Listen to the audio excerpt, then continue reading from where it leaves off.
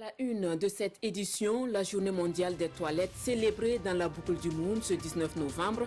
Une célébration marquée essentiellement par des sensibilisations sur les bonnes pratiques en matière d'hygiène et d'assainissement. Des précisions en début de journal. Dans cette édition également, la police de l'Est a mis la main sur des présumés distributeurs de faux billets de banque, un réseau de 4 membres dont un fonctionnaire mis aux arrêts suite à des plaintes récurrentes enregistrées au niveau de la police. Il détenait par divers la somme de 2 500 000 francs CFA. Voilà qui fait le sommaire. Madame, Monsieur, bonsoir. Le 19 novembre de chaque année est dédié aux toilettes. Une occasion pour interpeller les décideurs sur le droit de tous à l'hygiène et l'assainissement. À Nouna et à Dédougou, dans la boucle du monde, on a plutôt opté pour la sensibilisation des populations sur la nécessité de se doter de toilettes. La journée mondiale des toilettes a été célébrée à travers des ateliers. Le point avec Yves Rwamba et Aïcha Dianda. Ne laissez personne de côté, c'est le thème de la journée mondiale des toilettes 2019. Pour relever ces défis, le département en charge de l'assainissement sensibilise les responsables des structures publiques de Dédougou et Nouna sur les bonnes pratiques en matière d'hygiène et d'assainissement. C'est bien vrai, à travers les communications, il y a une amélioration, mais il est très important que nous continuions la sensibilisation pour amener vraiment la majorité des populations à comprendre le bien fondé de l'hygiène et de l'assainissement. En tant que responsable de structure, cela nous permet de reprendre nos efforts, de continuer nos efforts dans la sensibilisation et l'éducation des enfants pour que nos cadres de vie soient vraiment propres. La direction régionale de l'eau et de l'assainissement de la boucle du Mouhoun a mené une enquête sur la gestion des latrines et les dispositifs de lavage des mains, entre autres. Et dans ce cadre, ce sont au total 64 structures des communes de Nouna et de Dédougou qui ont reçu la visite des agents de l'assainissement. Les résultats sont un peu mitigés quant à la propriété, quant à la gestion en fait de ces latrines. Mais nous avons constaté quand même une amélioration pour ce qui est de Dédougou, parce que nous déroulons pour la deuxième fois cette activité à Dédougou. Et pour ce qui est de Nouna, je crois que l'année prochaine, ils vont s'améliorer davantage. Et c'est pour cela que nous pensons qu'il faut perpétuer donc cette activité. Des certificats d'encouragement et de félicitations sont décernés aux structures qui respectent les bonnes pratiques d'hygiène et d'assainissement. Au même moment, à Fadangourma, plusieurs acteurs sont sensibilisés sur la prévention et la gestion des conflits. La région a enregistré plus de 800 cas de conflits communautaires en 2018, selon les chiffres du ministère des Droits humains. Et pour une symbiose entre communautés dans la région, le ministère a décidé de former les acteurs qui œuvrent à la prévention et la gestion des conflits. Amadou Seydou Ninkiema et Ibrahim Sanou. L'Observatoire national de prévention et de gestion des conflits communautaires ONAPRIGEC échange avec les différents acteurs de la région de l'Est qui œuvrent dans ces domaines. La région de l'Est est l'une des régions qui enregistre un grand nombre de conflits communautaires. L'exercice est de présenter l'ONAPRIGEC afin de partager et de vulgariser ses objectifs pour une consolidation de la paix dans la région. Au niveau du ministère des Droits humains et de la promotion civique, en 2015, il y a eu une étude effectivement qui avait été faite, qui avait identifié 102 cas de conflits communautaires au niveau de la région de l'Est. Et en 2018, la même étude a été reconduite et on s'est retrouvé avec 849 cas de conflits communautaires au niveau de la même région. Donc ça fait un taux d'augmentation de 800 et quelques %. Mais nous allons travailler justement à impliquer tous les acteurs, les OSC, les autorités coutumières et religieuses, pour que chacun puisse jouer son rôle et trouver une solution durable à la résolution des conflits et à faire revenir la paix, la tolérance, la cohésion sociale de notre pays.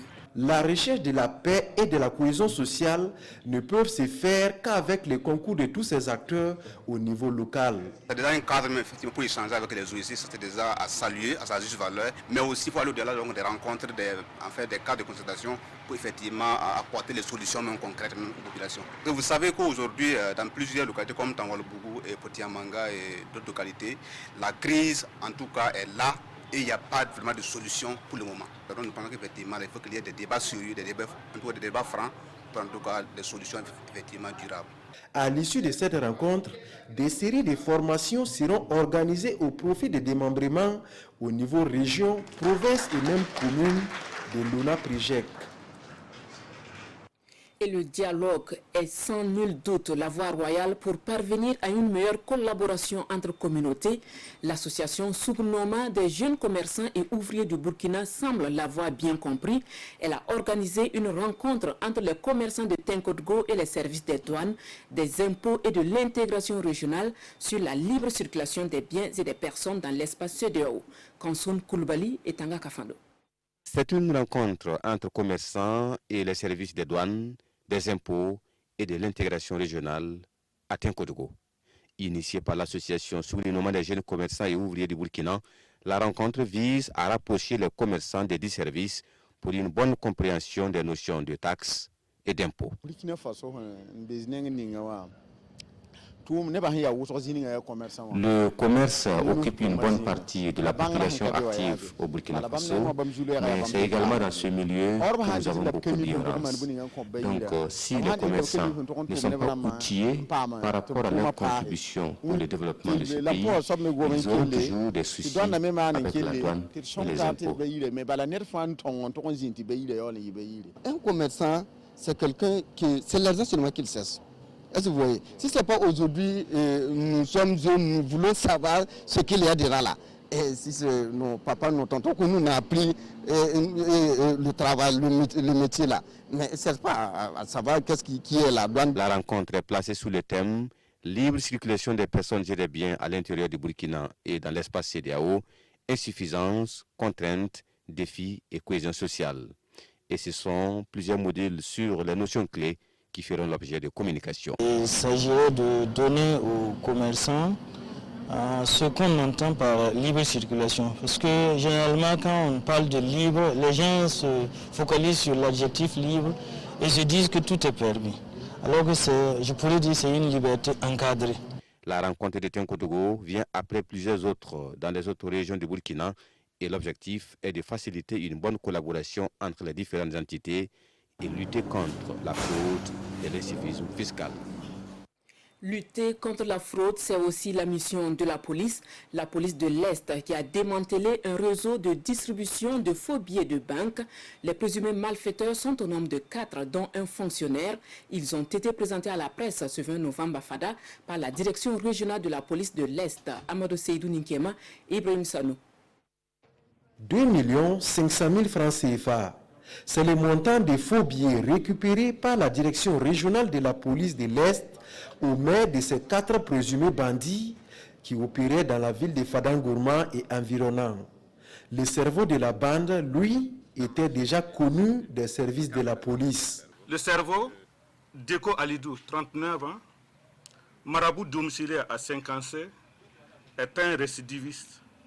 Il a déjà été interpellé et déféré au parquet par nos services courant juillet 2019 pour des faits similaires.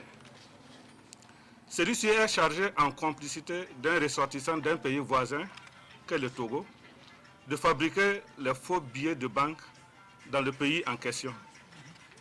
De retour au Burkina, le nommé Diko Alidou propose à ses acolytes un faux billet de 10 000 francs contre la somme de 5 000 francs. Il opérait avec d'autres complices, dont un fonctionnaire. Les nommés Kiema Moumouni, employé de commerce, et Lompo Yentema, 34 ans, gestionnaires, tous domiciliés à Diabo, dans la province de Gourma, sont chargés de la proposition. Les nommés Lankonde Philippe, 44 ans, fonctionnaire de son État, s'est procuré auprès des nommés Kiema Moumouni et Lompo Yentema des faux billets de banque d'une valeur de 500 000 francs destinés à être mis en circulation dans la ville de Fadangourma. Et au commissaire central de saluer la collaboration de la population tout en les invitant à plus de vigilance dans les transactions financières. Au besoin, ils peuvent appeler les numéros verts que sont les 16, les 17 ou les 10-10. Du sang neuf dans le monde de la santé, l'école privée Sainte-Julie de Tinkodgo vient de mettre à la disposition du marché de l'emploi 197 agents de santé. Ils sont composés d'infirmiers diplômés d'État, de sages-femmes, de maïticiens et d'agents itinérants de santé. Ils ont reçu leur parchemin en présence de Konson Koulibaly et Tanga Kafando. Cet instant solennel marque le sacre de 187 diplômés à la profession soignante à l'école privée de santé Sainte-Julie de Tinkodgo. Composé d'infirmiers diplômés d'État, de sages-femmes, de maïticiens d'État et d'agents itinérants de santé, cette 4e promotion a choisi pour nom de baptême « Bien accueillir pour mieux soigner ». Je suis très ému, vu les résultats, vu la mobilisation des uns et des autres. Mon souhait est que tous ces lauréats puissent s'insérer dans la vie professionnelle. Mon souhait est que ces lauréats, en plus d'avoir leur emploi, puissent continuer pour avoir leur licence, leur master en soins infirmiers et obstétricaux. Pour le parrain de cette cuvée 2019, le marché de l'emploi est parsemé d'embûches. Il appelle donc ses filleuls à plus de discipline et d'abnégation au travail. On l'a dit, c'est une profession noble, mais une profession aussi difficile. Je pense qu'ils ont à cœur des soins de qualité. Et c'est dans ce sens-là que je les ai accompagnés. Des conseils que ces nouveaux impétrants de plusieurs nationalités accueillent ici positivement et promettent de relever les défis. Je vais demander à tous mes camarades de s'armer beaucoup de courage et pour pouvoir affronter toutes les difficultés qui nous seront face sur le terrain. C'est par la remise d'attestations symboliques aux majors des différentes filières qu'a pris fait cette cérémonie de sortie à l'école privée de santé Sainte-Julie qui a ouvert ses portes en 2013 et est présente à Tinkodgo, à Bobo-Dioulasso, à Dori et à Ouagadougou. Sortie de promotion également au centre culturel de l'Association des élèves et étudiants musulmans du Burkina, AUMB. Les impétrants ont consacré plus de 10 ans à apprendre à déchiffrer les lettres du Saint-Coran. Ils ont pris pour nom de baptême Ibada Rahman, Lassina Ouattara et Amadou Marcel To pour le compte-rendu.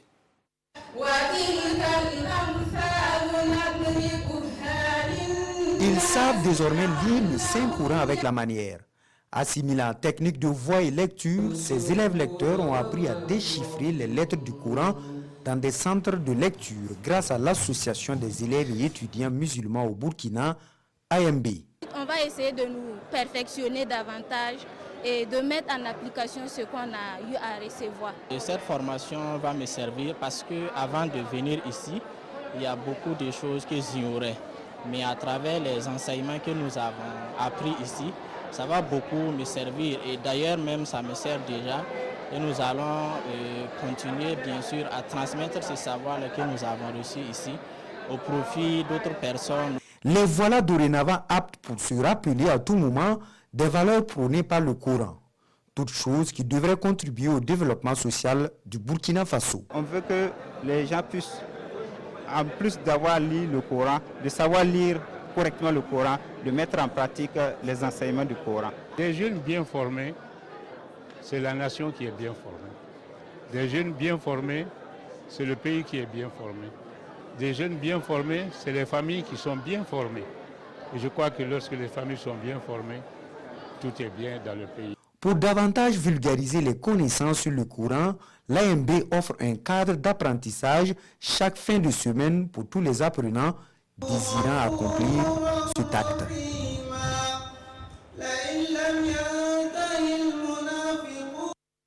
L'excellence célébrée aussi dans la région du Centre-Est.